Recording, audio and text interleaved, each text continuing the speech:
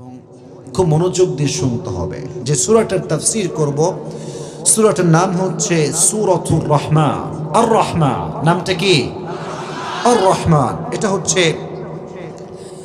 কোরআনুল কারীমের ৫৫তম সূরা এবং এই সূরার আয়াত সংখ্যা হচ্ছে ৭৮। কত? আপনার কথা বলুন আমার সাথে। কত? ৭৮। মাশাআল্লাহ। এই সূরার রুকু সংখ্যা হচ্ছে মোট ৩টা। প্রত্যেকটা সূরার মাঝে আল্লাহ তাআলা দুটি করে ভাগ রেখেছেন, হয়তো মাক্কি হবে না হয় মাদানী হবে। সূরাতুর আর রহমানটা হচ্ছে মাদানী চ্যাপ্টারের সূরা। কোন চ্যাপ্টার? মাদানী। তাহলে এবার একটু বেসিক নলেজগুলো রিপিট করি আপনাদের সাথে। আপনারা বলবেন, আমি জাস্ট প্রশ্ন করছি, এই সূরাটা কত নম্বর সূরা? ৫৫। বলেন কত? এই সূরার আয়াত সংখ্যা কত? ৭৮। মাশাআল্লাহ। এই সূরাটা কি মাক্কি না মাদানী? এবং এই সূরার রুকু সংখ্যা হচ্ছে ৩টা। বলেন কয়টা? ৩টা। সূরাতুর আর রহমান এমন একটি সূরা যে সূরার ফজিলত বলতে গিয়ে আল্লাহর হাবিব বলেছেন প্রত্যেকটা জিনিসের একটা সৌন্দর্য আছে, আর এই কোরআনের অর্ধেক সৌন্দর্যের নাম হচ্ছে সূরাতুর আর রহমান। সুবহানাল্লাহ। সবাই পড়েন সুবহানাল্লাহ। সবাই পড়লেন না মন খুলে প্রিয় ভাইরা? নবীজি বলেছেন, লিকুল্লি শাইইন আরুদ ওয়া আরুদুল কুরআনি সূরাতু আর রহমান। প্রত্যেকটা জিনিসের এক নববধূ আছে, আর কোরআনের নববধূর নাম হচ্ছে সূরা আর রহমান। সুবহানাল্লাহ। সবাই পড়েন।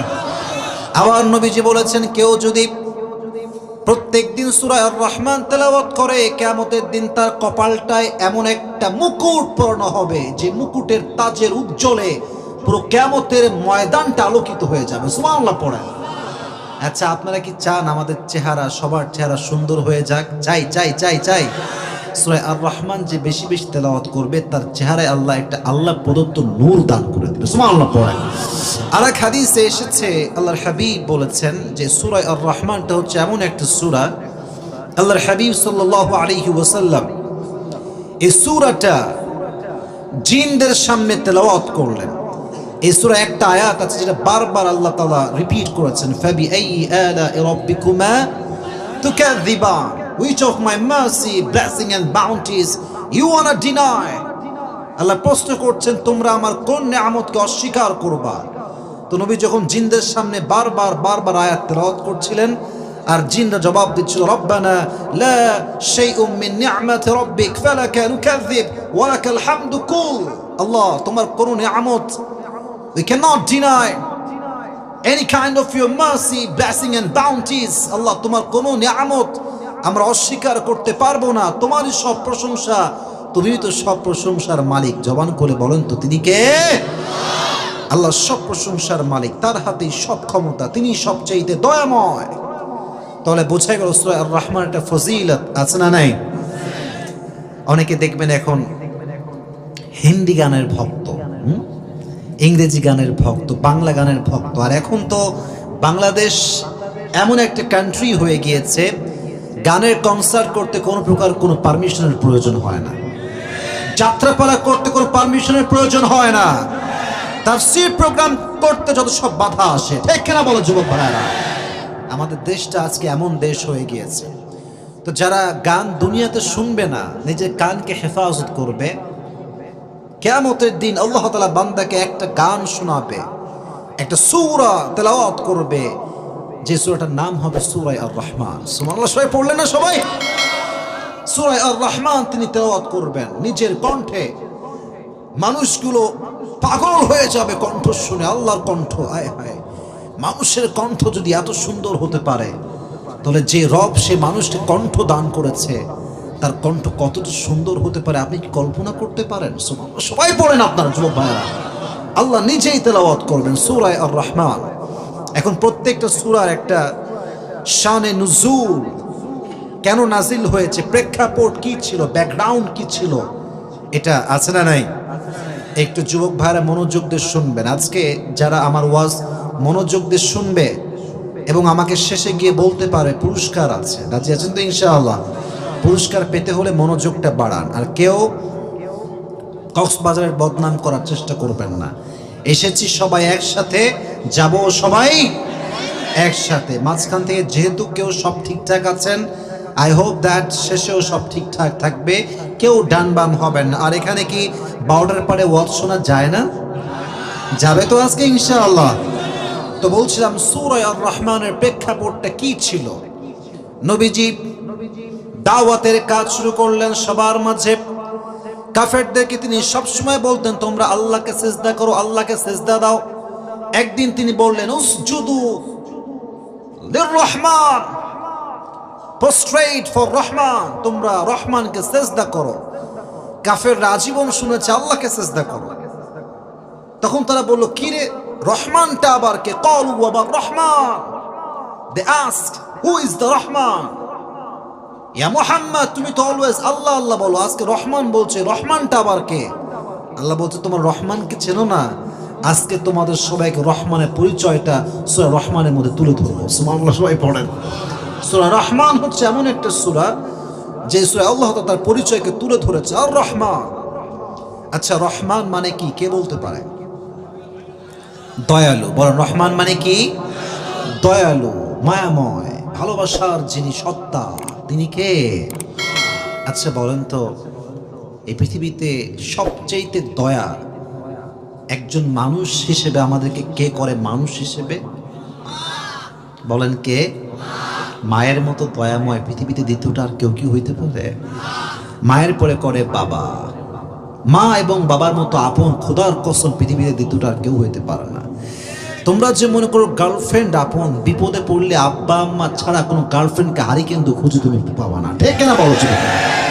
মাই পাশে থাকে, বাবাই শেষমেশ পাশে থাকে, আর পৃথিবীর সব মানুষ তোমার সঙ্গ ছেড়ে দেয়। আর আশেপাশে যা দেখো সব হচ্ছে স্বার্থের খেলা। স্বার্থ থাকলে বলবে আই লাভ ইউ, স্বার্থ ফুরাইলে বলবে আই হেট ইউ। তোমার কষ্টে তোমার মা ছিল, তোমার সুখেও তোমার মা থাকবে। অতএব সবার সঙ্গে সালাম কালাম হবে, আর মায়ের সঙ্গে আমরা পা ধরে বিনয়ের সঙ্গে বসবাস করবো, ঠিক কিনা বলে? মা সবচেয়ে বেশি ভালোবাসে সন্তানকে। আল্লাহ বলছে পৃথিবীর সমস্ত মানুষকে আমি আল্লাহ তাআলা শুধুমাত্র 1 ভাগ ভালোবাসা দিয়েছি, আর 99 ভাগ ভালোবাসা আমি আল্লাহ নিজে রেখে দিয়েছি। 1 ভাগ ভালোবাসা দিয়ে মা তার সন্তানকে ভালোবাসে, সন্তান তার মাকে ভালোবাসে, বউ তার স্বামীকে ভালোবাসে, স্বামী তার বউকে ভালোবাসে। সব হচ্ছে 1 ভাগ। আল্লাহর কাছে আছে কয় ভাগ? 99% in his hand, তার হাতে আছে। 1 ভাগের শক্তি যদি এত বেশি হয়, তাহলে 99 ভাগের শক্তি কত বেশি হতে পারে? সবাই পড়ে সুবহানাল্লাহ। আল্লাহর মতো দয়াময় মায়াময় কেউ হতে পারে না। এই পুরো বাংলাদেশ আজকে জেনার আড্ডাখানা হয়ে গিয়েছে, পতিতা ভরে গিয়েছে আমার এই মাতৃভূমিতে। আর কিছু কিছু অ্যাক্টরস আছে, অভিনেতা আছে, এরা অভিনয় করে কম, অশ্লীলতা প্রদর্শন করে বেশি। ফেসবুকে এদের জন্য ঢোকা যায় না। এদের যন্ত্রণায় ফেসবুক যেন আজকে আমাদের জন্য হারাম হয়ে গিয়েছে, ঠিক কিনা বলো যুবক ভাই? তারা টিভিতে ইন্টারভিউ দেয়, টেলিভিশনে ইন্টারভিউ দেয়, তাদের যে চেহারা আর ড্রেস, একবার চোখ পড়লে যুবকের চরিত্র নষ্ট হওয়ার সম্ভাবনা সবচাইতে বেশি। চরিত্রের খেলা আজকে বাংলাদেশে শুরু হয়েছে। পতিতা, জেনা, মদ, সুদ, ঘুষ চতুর্পাশে ভরে গিয়েছে। তো এত গুনাহ যখন দেখে ফেরেশতা, এদিকে তাকান, ফেরেশতা বলে আল্লাহ আমাকে আপনি পারমিশন দেন, সমস্ত বান্দাকে আমি শেষ করে ফেলব।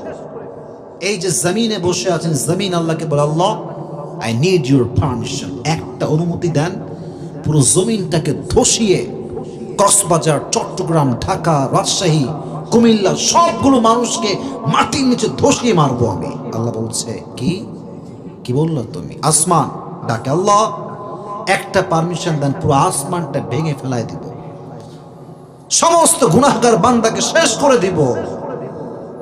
আসমান পারমিশন চায়, জমিন পারমিশন চায়, আল্লাহ পারমিশন দাও।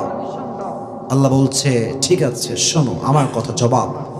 যার হাতে সব ক্ষমতা তিনি বলছেন এই জমিন, ইন কানা আবদুকুম ফাশানুকুম বিহি, যদি তোমার বান্দা সবাই হয়, তোমার যা মন চাই তাই করো। হে আসমান, যদি এগুলো তোমার বান্দা হয়, তোমার যা মন চাই তাই করো।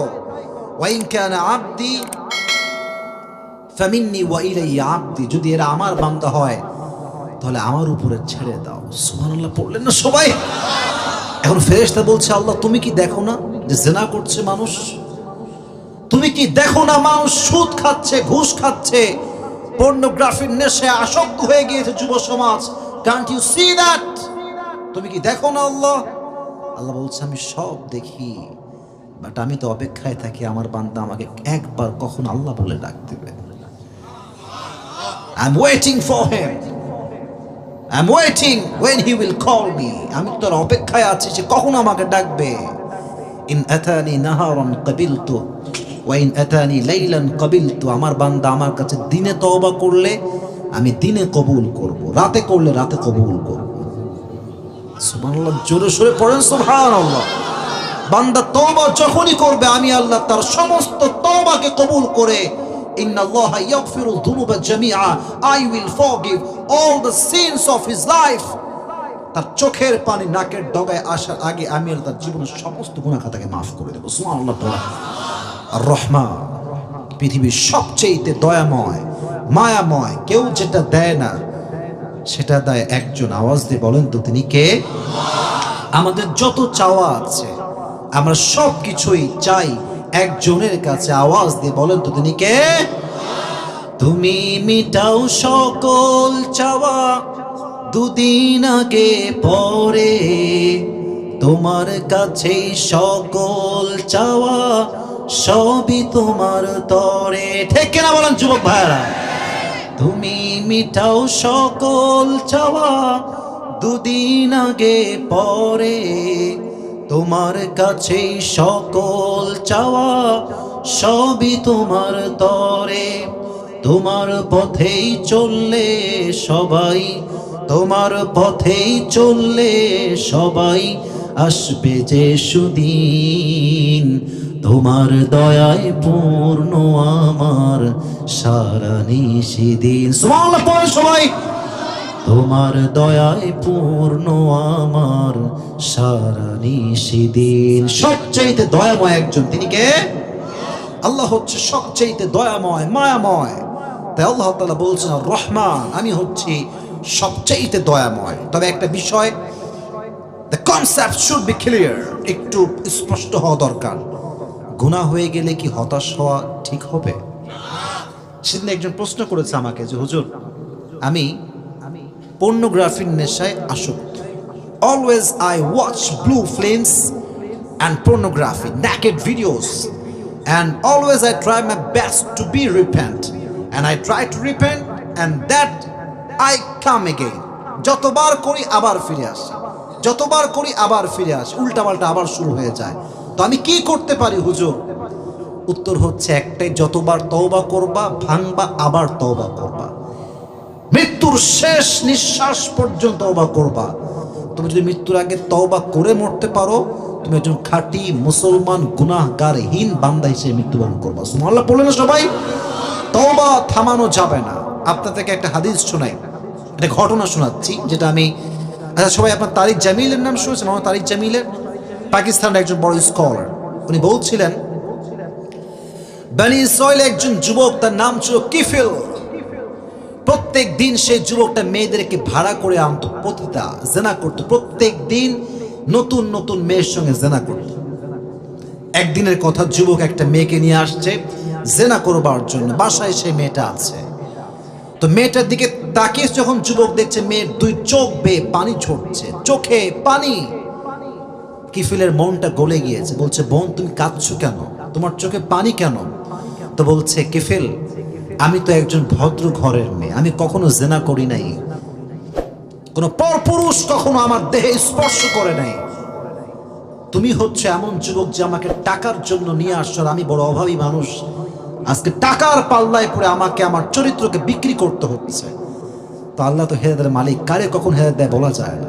সঙ্গে সঙ্গে কিফিলের হৃদয়টা ইমানের নূর দ্বারা নূরান্বিত হয়ে গিয়েছে। কিফিল বলছে, বোন কাঁদবা না, ডোন্ট ক্রাই, কেঁদো না, আমি তোমার সঙ্গে আছি, যাও তোমাকে আজকে আমি আল্লাহর দিকে তাকিয়ে মাফ করে দিলাম, তোমাকে আমি আজকে মুক্ত করে দিলাম। সুবহানাল্লাহ পড়লে না সবাই চলে সবাই। তো বোন, তোমার কাছে একটা আবদার আছে। কি আবদার বলো?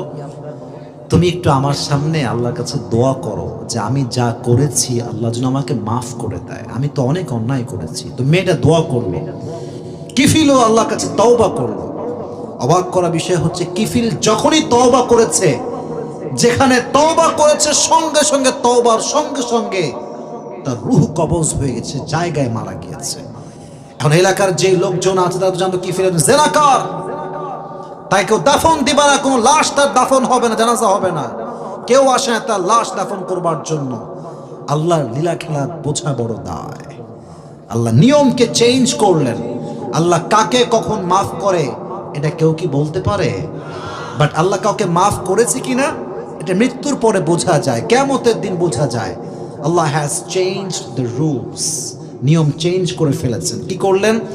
তার গেটের সামনে আল্লাহ একটা সাইনবোর্ড দিয়ে দিলেন, নুরানি সাইনবোর্ড, যেখানে লেখা আছে কিফিলের সমস্ত গুনাহ খাতা আল্লাহ তাআলা মাফ করে দিয়েছে। এলাকার মানুষজন পাড়তে যাচ্ছে আর দেখছে লেখা আছে গুফিরা লাহু মা তাকদ্দামা মিন যামবিক, তার কবরের গুনাহ তো মাফ হয়ে গিয়েছে, সব আযাব মাফ হয়ে গিয়েছে, গুনাহ মাফ। এলাকার সমস্ত মানুষ দেখে অবাক, সবাই কিফিলের কাছে দৌড় দিয়ে আসছে। কিফিলকে ধরে গোসল করিয়ে জানাজা দিয়ে একজন খাঁটি মুসলমানকে যেমন করে দাফন করা হয়, কিফিলকে আল্লাহ সেই সম্মানে দাফন করিয়েছে। সুবহানাল্লাহ পড়ে সবাই। আর রহমান, আমি তো দয়াময়, তুই কত গুনাহ করবি, তোর গুনাহ যদি হয় খালের বিলের পানির সমান, আমি আল্লাহর দয়া হচ্ছে নদীর সমান। তোর গুনাহ যদি হয় নদীর সমান, আমি আল্লাহর দয়া হচ্ছে সাগরের সমান। সুবহানাল্লাহ পড়লে না সবাই। আর রহমান সবচেয়ে দয়াময়। তিনি আরেকটা ছোট্ট একটা কথা সূরা আর রহমানের কথা বলতে তাই জানি বললেন, আচ্ছা আপনার সবাই পতিতা মানে তো বোঝেন তাই না, যে হারাম কাজ করে, অবৈধ শারীরিক সম্পর্ক করে টাকার বিনিময়ে তাকে বলা হয় পতিতা। ইংরেজিতে আমরা বলি প্রস্টিটিউট, যে এই সমস্ত কাজ করে পতিতা। একজন পতিতা ছিল পাকিস্তানের, যে আজীবন যুবকদের সঙ্গে টাকার বিনিময়ে জেনা করেছে। তো একদিন সে দোকানে, শপিং মল আছে না, আচ্ছা আপনার সবাই যমুনা ফিউচারের নাম শুনছেন? আচ্ছা বসুন্ধরার নাম শুনছেন সবাই?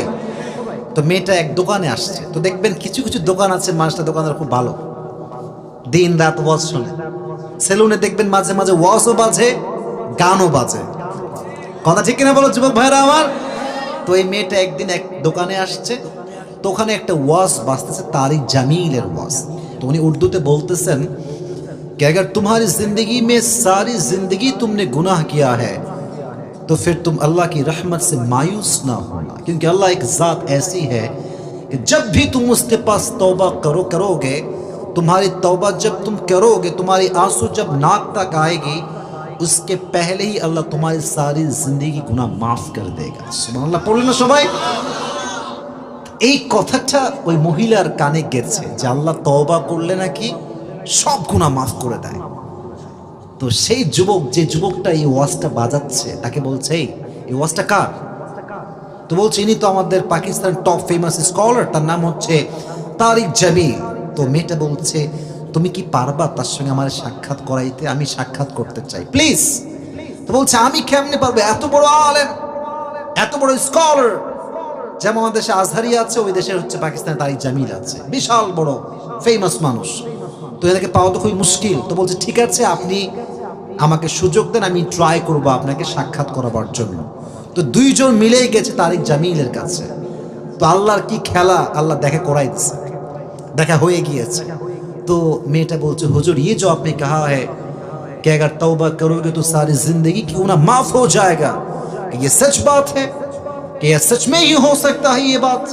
तो बोलते क्यों होबे ना, আমার রব তো রহমান, তওবা করলে আল্লাহ সঙ্গে সঙ্গে বান্দার জীবনের সমস্ত গুনাহ খাতাকে মাফ করে দেয়। সুবহানাল্লাহ পড়ে সবাই। তো তখনই মেয়েটা বলছে হুজুর যদি এটা সত্য হয় তাহলে আমিও বলছি আল্লাহ মেরি তওবা, আমিও তওবা করলাম, আমি জীবনে কখনো এই সমস্ত প্রস্টিটিউশনের কাজে যাব না, কখনো পুত্রগিরি করব না, তওবা করলাম আমি আজকে জীবনেও কখনো অন্যায় করব না। তো এটা ছিল রমজান মাসের আগের কথা। তো প্রায় ঈদের সময় তারিক জামিল ভাবলেন যে মেয়েটার খবর কি, এত সুন্দর তওবা সে করলো, এখন সে কোন পথে আছে। খবর নেওয়ার জন্য যুবককে কল দেওয়া হলো। ওই যুবক, যে যুবক তাকে নিয়ে এসেছিল, তো উনি খবর পেলেন যেই মেয়েটি তওবা করেছিল, তওবার পর থেকে সে এক ওয়াক্ত নামাজ কখনো কাজা করে নাই। এবং রমজান মাসে আমরা এশারের পরে কি নামাজ পড়ি বলেন, কি নামাজ পড়ি? আহা, সত্য কথা যদি বিশ্বাস না হয় আপনি ইউটিউবে সার্চ করে দেখবেন, তারিক জামিলের ঘটনা পতিতার সঙ্গে চলে আসবে আপনার ইউটিউবে। উনি বললেন যেই মেয়েটা তার কাছে তওবা করেছিল পতিতা, ওই মেয়েটা প্রত্যেক দিন নামাজ পড়তো, যিনি কদরের রাত মানে 27-এর রাত, সম্ভাব্য মনে যে রাতে সবচাইতে বেশি কদরের রাত হওয়ার, ওই রাতে নামাজ পড়তে বের হয়েছে মসজিদে যাওয়ার জন্য। যখন তারাবির নামাজ শুরু হয়েছে, আল্লাহু আকবার, রুকু দিয়েছে, সেজদায় যখন গিয়েছে, সেজদারত অবস্থায় সে আল্লাহর কাছে চলে গিয়েছে।